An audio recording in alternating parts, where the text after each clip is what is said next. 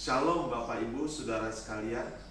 Perkenalkan saya Enos Siburian, mahasiswa magister Sekolah Tinggi Teologia Jeffrey. Sebelum saya belajar teologi, saya sudah berkhotbah banyak sekali di depan orang dengan modal penelaahan Alkitab seadanya. Saya katakan seadanya karena saya hanya menggunakan buku tafsiran, kemudian minta pertolongan Roh Kudus untuk menerangi hati saya atas teks-teks Alkitab yang saya baca. Setelah saya belajar teologi, ternyata ada khotbah saya yang kurang tepat sesuai dengan konteks pada saat firman Tuhan itu disampaikan dahulu.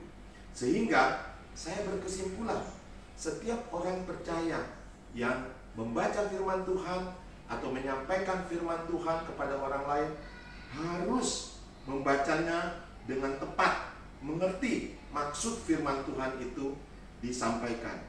Harus belajar menafsir atau yang disebut dengan hermeneutika. Bukan berarti saudara harus masuk sekolah tinggi teologi. Karena itu, hari ini saya akan menjelaskan secara sederhana mengapa kita belajar hermeneutika dengan sungguh-sungguh. Sebetulnya apa sih hermeneutika Alkitabiah? Ilmu yang mempelajari prinsip-prinsip, aturan-aturan, patokan-patokan yang menolong kita untuk mengerti pesan dan maksud sesungguhnya yang disampaikan oleh teks-teks Alkitab yang kita baca itu. Karena itu, untuk memperoleh tafsiran yang benar, pertama, kita harus berusaha mendengar firman Tuhan sebagaimana didengar oleh penerima mula-mula.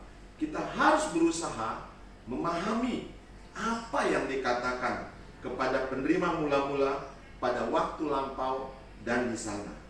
Kedua, kita harus belajar firman Tuhan yang sama dalam konteks waktu sekarang ini dan di sini.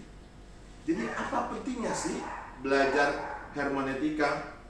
Dengan demikian, saudara-saudara, teks-teks Alkitab yang dibaca atau disampaikan di dalam khotbah akan sesuai dengan maksud firman itu disampaikan oleh penerima mula-mula pada waktu yang lampau dengan kita saat ini. Sehingga teks-teks tersebut menjadi berkat bagi orang yang membaca firman Tuhan atau orang yang mendengarkan firman Tuhan untuk mengajar, untuk menyatakan kesalahan, untuk memperbaiki kelakuan dan mendidik orang di dalam kebenaran. Apa akibatnya, saudara, bila seseorang menafsir teks-teks Alkitab itu sekehendak hati kita? Salah satu penyebab penafsiran yang salah adalah memaksakan pikiran, pendapat, atau doktrin ke dalam teks-teks Alkitab yang dibaca tersebut. Contoh, sekelompok orang berpendapat bahwa sudah terjadi hubungan seksual antara Daud dan Yonatan dengan menafsirkan 1 Samuel pasal 18 ayat 1 yang tertulis, berpadulah jiwa Yonatan dan jiwa Daud, dan Yonatan mengasihi Daud seperti jiwanya sendiri.